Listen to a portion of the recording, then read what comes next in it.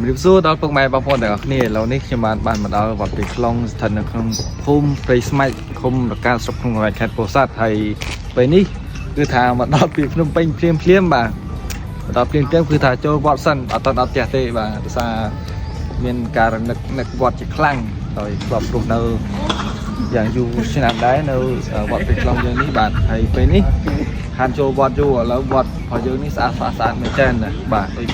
ពុកម៉ែបងប្អូនគឺចេះស្ដែងអញ្ចឹងហើយតោះដល់ពេលនេះកំពុងតែមានយុទ្ធការរៀបចំវត្តហើយគៀកចូលឆ្នាំមែនតើហើយបាទអញ្ចឹងសូមពុកម៉ែបងប្អូនយើងទស្សនានៅបរិវេណវត្តទាំងអស់គ្នាបាទ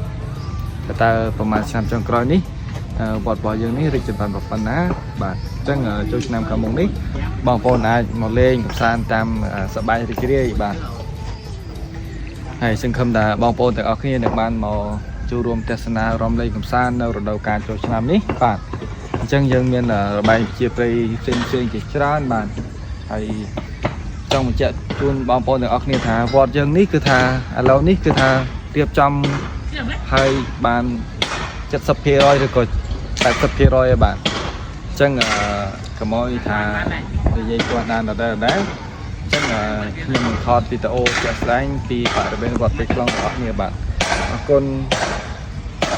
បាទបងប្អូនទាំងគ្នាស្រុកសិនចង់បញ្ជាក់ជូនពុកម៉ែបងប្អូនថាថ្ងៃទី14ខាងមុខហ្នឹងយើងនឹងមានកម្មវិធីបើកសង្ក្រាន្តតែម្ដងបាទហើយមុននេះខ្ញុំបាននិយាយពេញបាទអញ្ចឹងកុំភ្លេចមកទស្សនាទាំងអស់គ្នាបាទអរគុណ